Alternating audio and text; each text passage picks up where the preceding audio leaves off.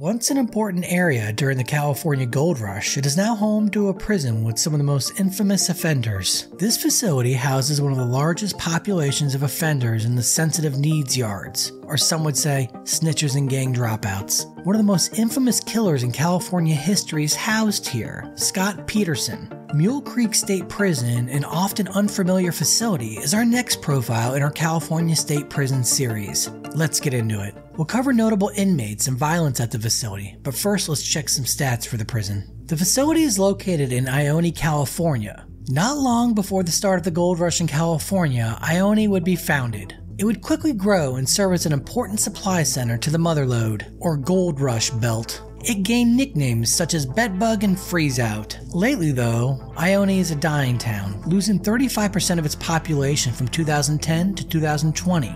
It's about an hour southwest from the state capital, Sacramento. The Cal Fire Training Center is also in Ione, next to the prison. The Preston Castle, a now closed reform school, is also located here. It is considered one of the oldest and best known reform schools in the United States. Ione is located in Amador County, which is known for its numerous wineries and outdoor recreation. Located at the edge of both the El Dorado and Stanislaus National Forests, Ione has a small town feel like many of the prison towns in California. Unfortunately, it is also heavily dependent on the state prison. Mule Creek State Prison opened in June 1987 on 866 acres.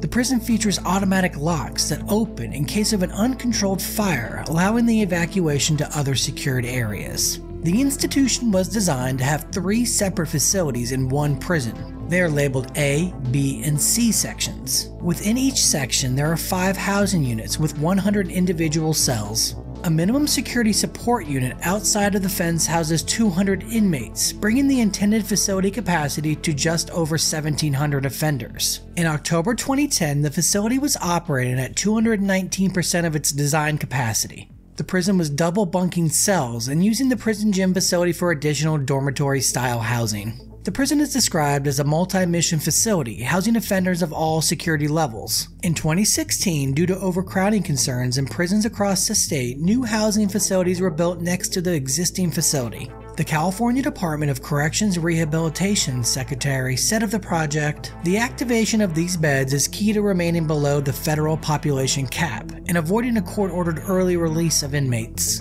The addition upped the capacity of the prison by 1,584 inmates, with 94,000 square feet of new construction. Not surprisingly for government work, the project was extremely over budget. The estimated cost of the project was $344.5 million, but ended up costing taxpayers nearly $488 million. This wasn't just a few extra bucks. As of September 2022, the prison was housing 3,773 offenders. Although the prison houses 607 Level 4 high-security offenders, the majority are medium security, with 1,550 Level 2 and 1,410 Level 3 offenders. Mule Creek State Prison employs over 1,400 staff and operates on a yearly budget of $220 million. Given the separation of the facilities of the prison, this institution was a great candidate to create a facility for inmates that need to be kept separate from the general population.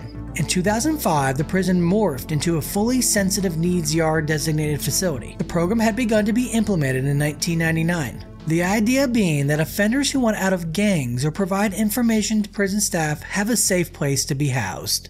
Some would say this is a prison for snitches and gang dropouts. The deputy director of California Prisons said, "At the time, we were asking people to step forward and renounce the gangs. You can't legitimately ask them to do that if you can't guarantee a better quality of life." In 2018, California admitted that this idea failed and they would be reorganizing the sensitive needs yards at Mule Creek. They found that Mule Creek offenders began forming their own gangs separate from the traditional prison gang model. California Department of Corrections and Rehabilitation codified the new regulations for the sensitive needs yard in December 2021. In January 2019, the warden of the prison, Joe Lizarraga, was escorted off prison grounds by the FBI and put on paid administrative leave. Following an investigation, it was found that he was involved in retail theft and then tried to pay off witnesses. Lizarraga would retire before he could be likely fired. He was able to keep his $11,500 monthly pension and received over $400,000 in unpaid vacation,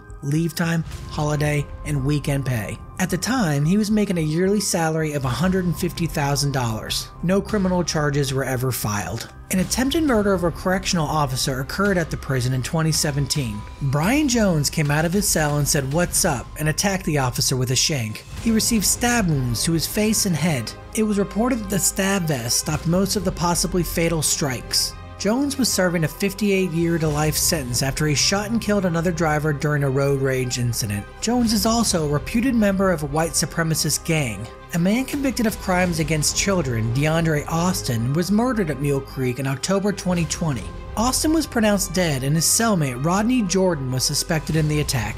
Austin was serving a life sentence, while Jordan was recently returned to the prison on a robbery conviction to serve a 5-year sentence. He was paroled from the prison in October 2018 after serving a 2-year sentence for burglary. It's safe to say that Austin's crimes disgusted Jordan. He went from a 5-year sentence to possibly life in prison. In a reversal of destiny, the I-5 strangler was himself strangled at Mule Creek in February 2021. 81-year-old Roger Kibb was killed by his cellmate, Jason Boudreau. Kibb, who was dubbed the I-5 strangler, was serving multiple life sentences. He was convicted of 1 murder in 2009 and confessed to an additional 6 in a plea deal to avoid the death penalty. The killer, Boudreau, has quite the story himself. He confessed to the murder of his cellmate and wrote a letter to the local news. He said that he wanted to avenge the victims of the I-5 strangler, even though he himself is a murderer.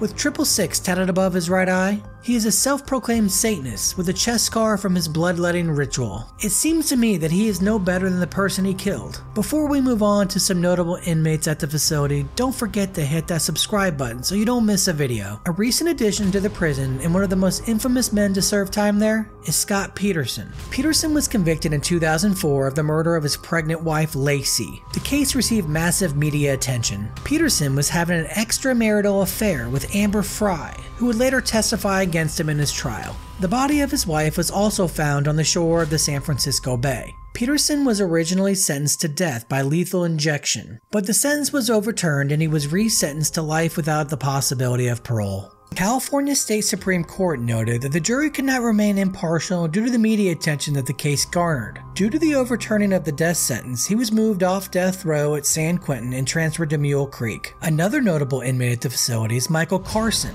Carson was convicted along with his wife of the killing of 3 women. The case gained national attention after the pair claimed that the victims were witches that needed to be exterminated. The media dubbed the pair the San Francisco Witch Killers. They also claimed that they were pacifists and practiced vegetarian yoga. We have now taken a look at Mule Creek State Prison. Built in the 1980s, it would come to be known as a prison for rats and ex-gang members. For much of its existence, it suffered from overcrowding until additional housing units were built. Let me know your thoughts on this prison in the comments. Also, check out my California State Prison playlist. As always, see you next time.